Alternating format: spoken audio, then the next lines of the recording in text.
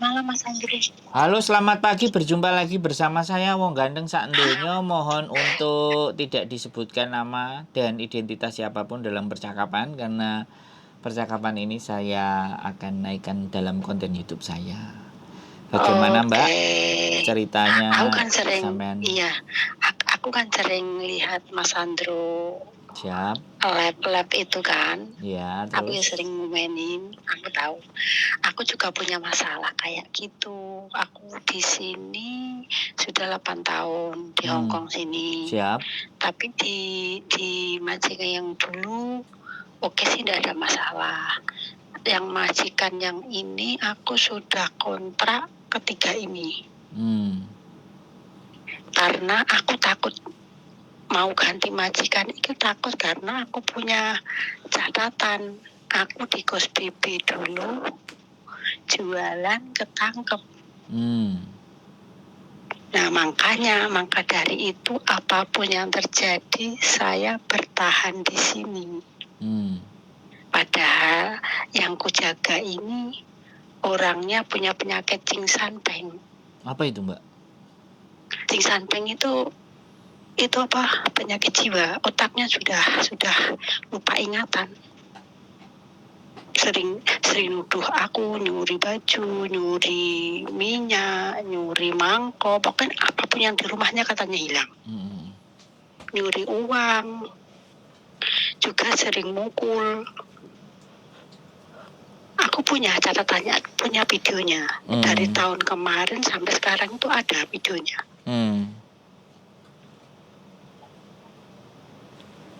Halo? Makanya saya takutkan ini seandainya saya finish ganti majikan, apakah saya bisa turun, sedangkan aku punya kriminal, punya catatan. Wah, ini pertanyaan yang istimewa ini, yang harus jawabnya pakai mikir ini Mbak. Jadi, nah iya makanya. Sebentar. Oke. Sampean tertangkapnya itu ceritanya bagaimana? Jualan di Kos BB, jualan es teh, ketangkep pas antrak tas itu uang. Pas apa? Pas ambil uang? Pas itu aku naruh barang, dia pembeli ngasih uang aku, tak kembaliin, pas dipoto cekrek. Oh. Jadi aku tangkap pas. Dan sampean nggak melihat kiri kanan atas bawah gitu kan? Otomatis. Dia tuh pakai biasa, nggak pakai baju seragam Intel. Tapi sampean ngelihat isinya dia. Nggak lihat. Tahu-tahu pundak saya sudah ditepuk. Oh. Terus pundak sampean ditepuk, terus bilangnya apa dia? Ini maye hamai, ngono. Aku langsung ngomong, gimana? Ini maye hamesin. Haya, aku langsung gitu. Artinya apa? Ngomsik tong, emsik kong emsik jeng Kong tung wang wong Maye itu kamu jualan ya? Oh. Gitu. Terus aku langsung jawab iya, sebab aku sudah dikasih tahu fotonya dia, fotoku waktu transaksi transaksi duit itu. Wah, terus habis itu sampean dicatat KTP apa dibawa ke kantor polisi atau bagaimana? Saya langsung dibawa di Kowloon B sana, diinterogasi dari jam 4 sore sampai jam setengah 12 malam. Majikan tahu? Majikan tahu, ditelepon. Untung majikan saya membantu. Membantunya gimana? Membantunya ya mengakui kalau aku pas kena itu kan di sini kontrak kedua jalan tahun keempat. Jaga nenek ini, yang aku jaga ini. Majikan ya membantu, pokok apapun yang terjadi, pembantu saya tetap saya pakai. Oh, saya tebus. Apapun saya tetap mau tebus. Tapi itu majikan sampean enggak nebus, cuma dia mendampingi setiap saya dipanggil ke sono, majikan saya selalu mendampingi. Majikan sampean ini si nenek yang hilang ingatan itu atau anaknya? Anaknya yang dampingin saya. Anaknya yang nomor berapa atau cuma satu anaknya? Anaknya 4, ini yang nomor 3 yang dampingin saya. Pokoknya ada apa-apa sampean dia yang mendampingi sampean. Dan akhirnya Iya. sampean selamat. Akhirnya aku di rumah kan cuma sama nenek. Majikan aku di rumah yang lain. Rumahnya kan cuma kecil. Rumah pemerintahan itu nggak ada kamar. Jadi pekerjaan saya apapun di rumah kan ada kamera. Jadi nenek ngoceh-ngoceh seperti apapun, majikan saya itu ngerti mana yang salah, mana yang benar. Pokoknya sampean dibelain lah agar supaya tetap mau jaga nenek lah. Dikasih dikasih gaji lebih atau dikasih uang atau dikasih HP atau apa? Enggak, aku di sini kerja standar. Gaji standar. Karena di sini nggak ada kerjaan, cuma perasaan hati mental saya yang dihantam sama nenek.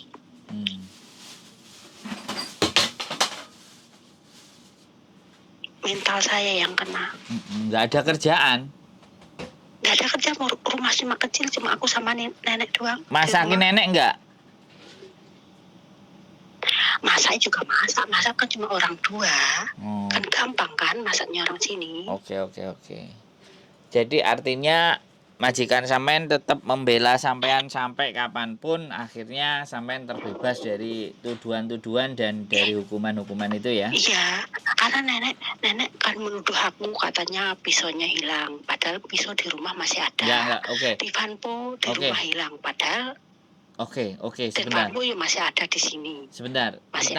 Kita balik ke pertanyaannya sampean tadi loh, ya kan? Jadi proses polisi itu sudah ke Kaulon B, didata apapun ya, terus akhirnya sampean tetap kembali pulang ya, tetap kembali bekerja di majikan ini ya. Pulang, tapi setiap bulannya saya tanda tangan di sono. Sampai sekarang? Dikasih surat. Sampai sekarang? Enggak, itu tahun lalu di bulan 2021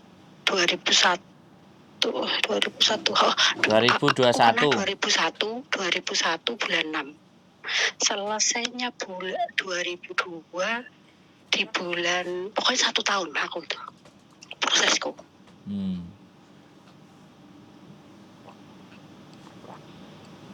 Satu tahun, setiap bulan aku ke Kaulon B tanda tangan. Setelah itu dibawa ke Satim pengadilan. Terus?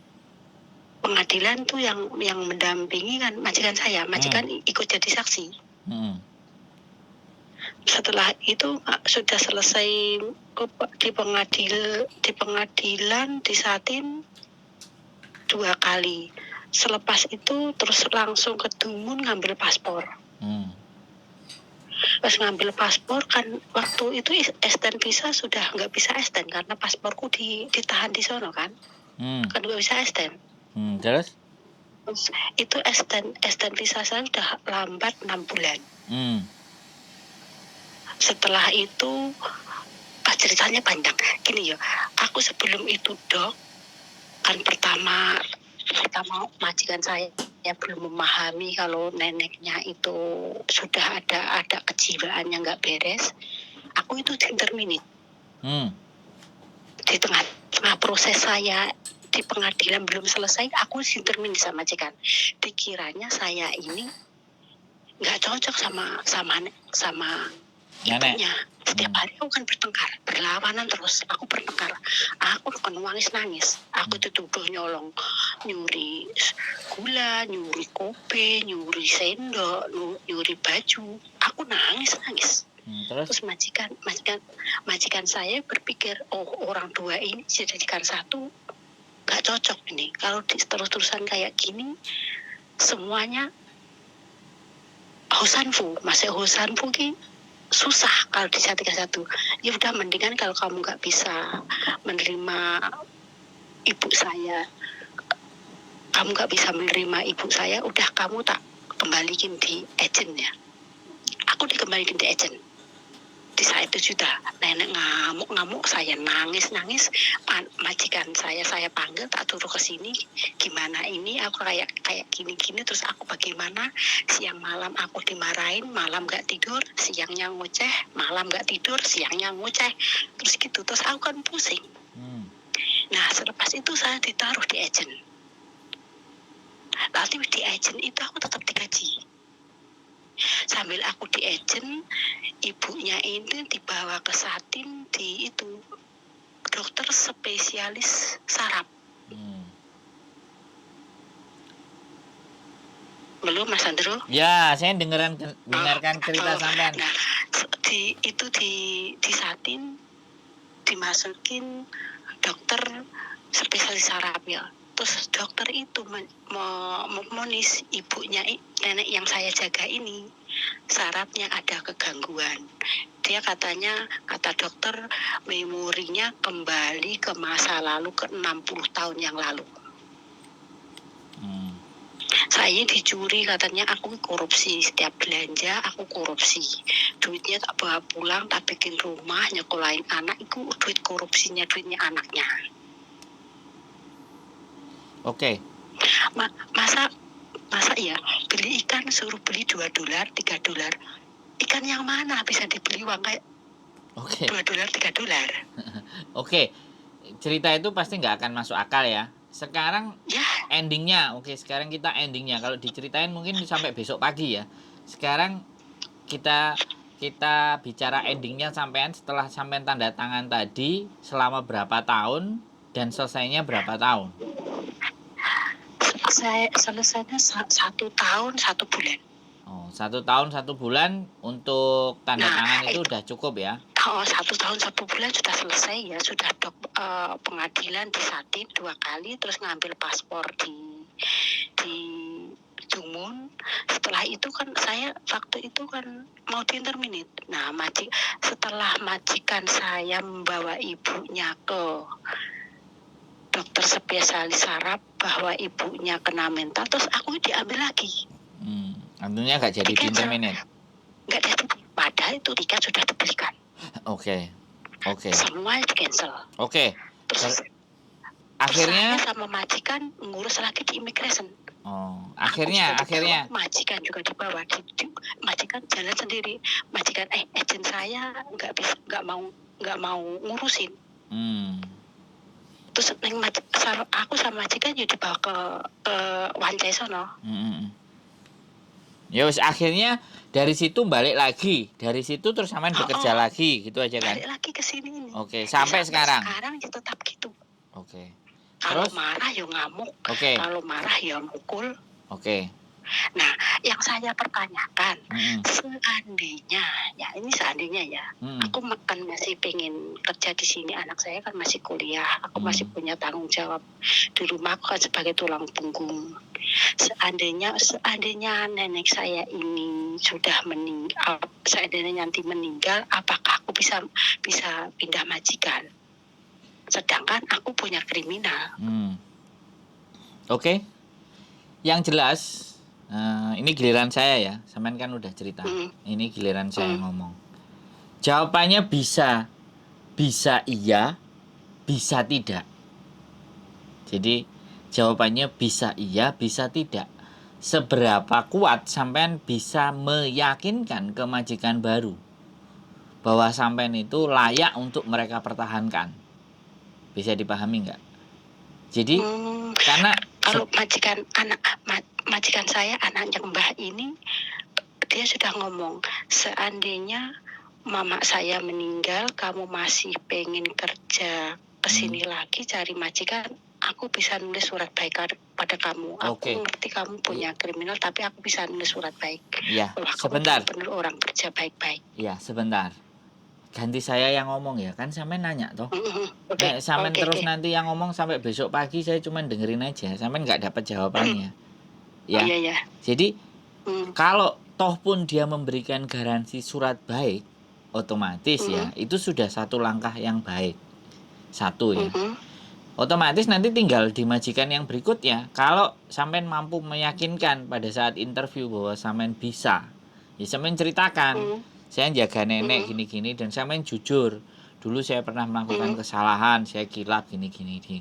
Jadi pada saat sampean diproses visanya, kalau misalnya di-refuse atau ditolak, ya kan, majikan yang akan berjuang untuk mendapatkan sampean ganti. Bisa dipahami nggak? Oh, gitu Ah, ya ya ya jadi ya ya. jadi akhirnya kalau yang dibilang seperti itu namanya majikan banding.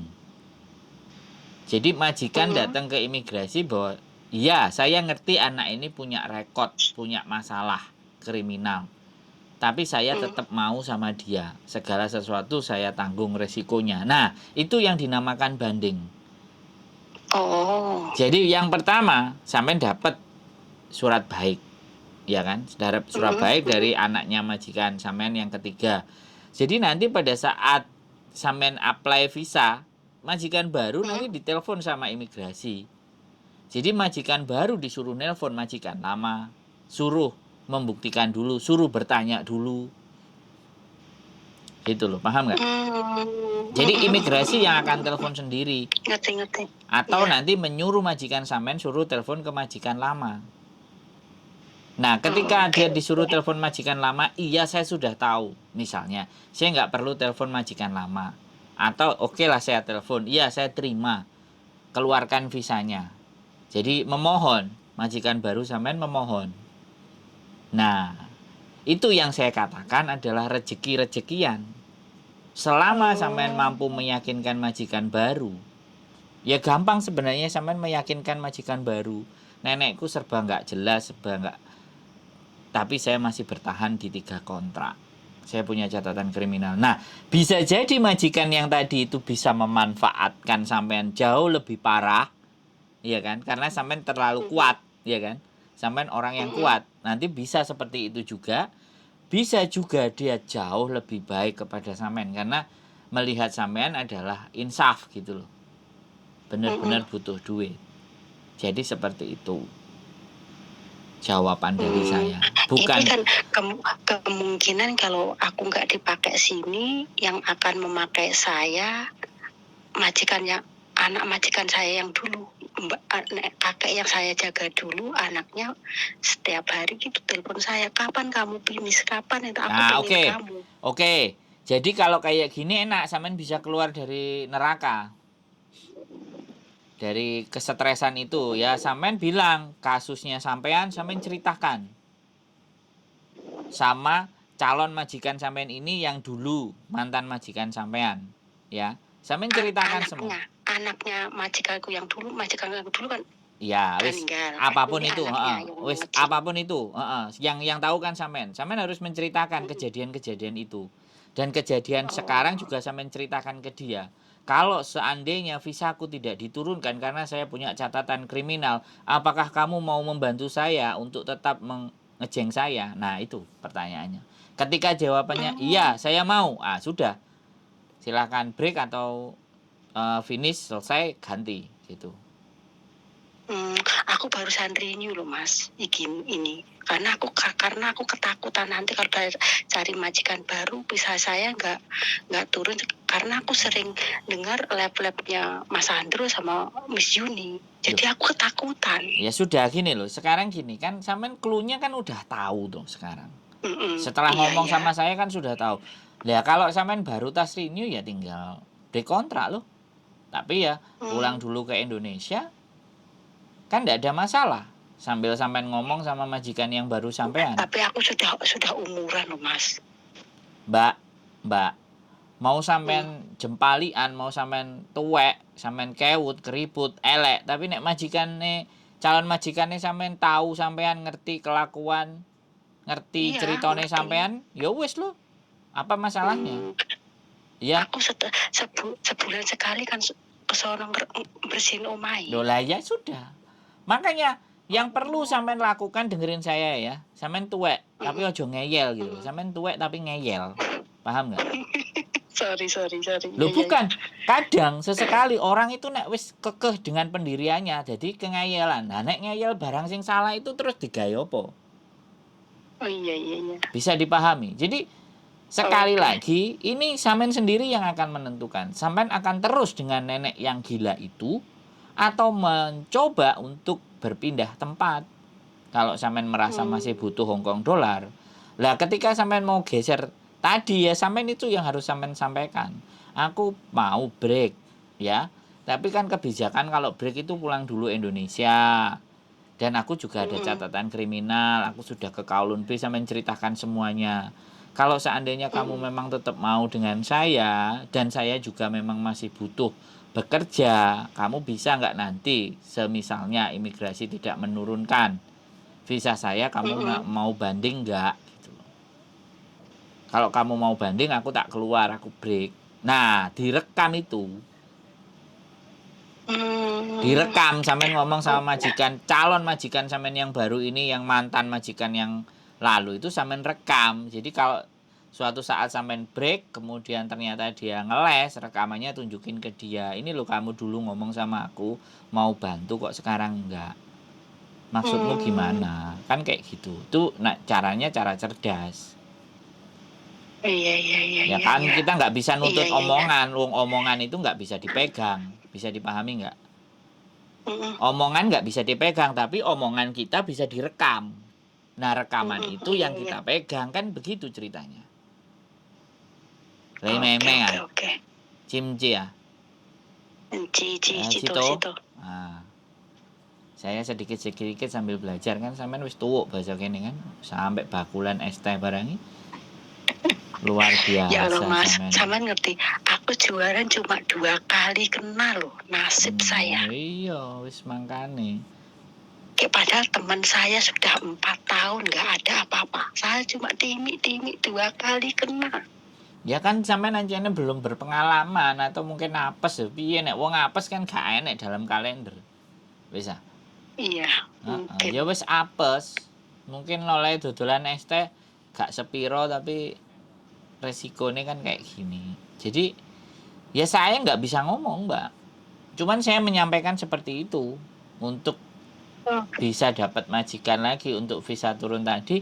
Ya itu yang harus sampean lakukan, meyakinkan majikan baru dan memberikan rekod yang baik kepada majikan yang lama. Seandainya majikan baru nanti disuruh imigrasi, telepon ke majikan lama, atau sampai tinggal sampaikan ke anak yang ketiganya, minta maaf ya, aku sudah mengabdi dan ternyata mungkin aku ini apa majikan saya ngomong itu tak rekam, ada rekamannya sini. Saya kan punya grup WhatsApp keluarga.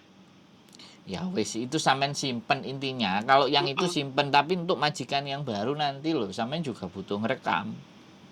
Oke. Biar sampean, kamu dulu janjinya mau bantu aku, ini loh kata-katamu dulu. Lama-lama kan dia ingat.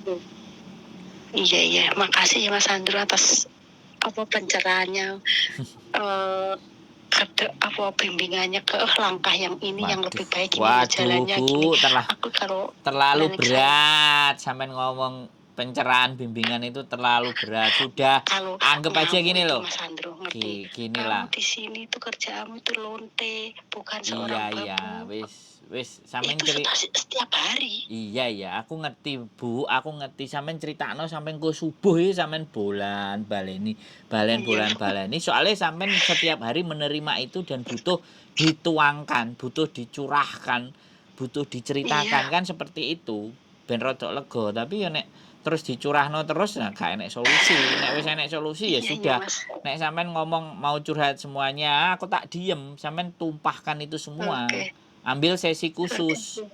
Jadi biar tidak ada, biar saya juga ngerti bahwa sampean tujuannya ingin mencurahkan saja, ojo dibalesi, kan kayak gitu tuh. Paham nggak? Nah, tujuan sampean tadi kan bertanya. Betul. Kalau tujuannya bertanya ya harus saya jawab. Tapi kalau tujuannya sampean saya khusus mau curhat tok, wis sampean ojo balesi omongan aku tak cerita ben hatiku lega. Lah itu beda lagi urusan. Oke. Ya maksudku di sini tadi aku ya pengen curhat, ya pengen cari solusinya. Ya kan campur toh. Dua-duanya kan campur. Nah nek curhat tok nanti solusinya nggak dikasih, ya sing delok barang ya mikir, sing delok barang iki opo. Tapi nek teman-teman mohon didengarkan ya, ibunya ini mau curhat, mau dihempaskan segala masalahnya, jadi saya tugasnya cuma mendengar. Nah kalau kita mau bikin sesi khusus sendiri supaya sampean lego, ya begitu ceritanya. Tapi kalau ceritanya sampean bertanya, nah saya harus menjawab. Apakah saya bisa dapat majikan lagi dengan catatan kriminal? Pikirnya dulu kalau nenek benar-benar tetap kayak gini, yes, apapun dia buat, aku tak ngomong sama calon majikan aku, terus tak rekamnya, maksud saya tak antep gitu loh orangnya. Ya wis, ya sekali lagi omongan itu tidak bisa dipegang, oke? Omongan itu bisa berubah hari ini, besok dan lusa, ya. Gitu. Ya. Karena tidak banyak orang yang konsisten gitu terhadap omongan. Mas Andro agennya di daerah mana ya? Jungsawan ya? Bukan, saya di Sungwan. Oh, di Sungwan. Bagaimana? Bukan Jungsawan sini. Bukan. Oke. Ntar kalau ada itu aku tak nyari lagi Mas Andro ya. Kalau ada langkah selanjutnya, kalau aku mau ganti majikan gitu, nanti aku tak numpang proses di agennya Mas Andro ya. Monggo. Dengan tangan terbuka dan dengan senang hati. Wis. Amin. Iya. Cukup. Makasih banyak atas solusinya ini. Saya ucapkan banyak terima kasih. Semoga Mas Andro sekeluarga dimurahkan rezeki, sehat selalu, dan mengayomi semua para TKW yang di Hongkong. Amin ya robbal alamin. Oke? Ya udah, oke. Makasih Mas Andro. Siap, sehat selalu. Mbak E, semangat. Amin. Semoga ya Allah, semoga Tuhan mendengar curhatan hatiku. Amin. Pasti sudah mendengar. Yaudah, makasih ya. Assalamualaikum. Siap. Waalaikumsalam warahmatullahi wabarakatuh. Guys, luar biasa ya, sebuah cerita pengalaman yang begitu istimewa. Jadi Hongkong itu nggak sesyahdu, semanis foto profil teman-teman. Baru jualan 2 kali kok ya apes ya. Jadi ya apapun itu, masa lalu tetaplah masa lalu. Kita tidak bisa merubah masa lalu. Yang bisa kita usahakan adalah di masa depan. Bagaimana merubah masa depan agar lebih baik? Perbaiki diri kita, berubahlah diri kita untuk tetap lebih baik, berusaha berbuat baik agar masa depan di hadapan kita nanti itu bisa juga menjadikan hal yang baik. Itu saja. Semoga bisa mendapatkan manfaat dari apa yang saya buat dan saya sampaikan, dan apa yang diceritakan sama ibunya tadi, mbaknya tadi. Keep stay tune my YouTube channel and see you next video. Bye bye.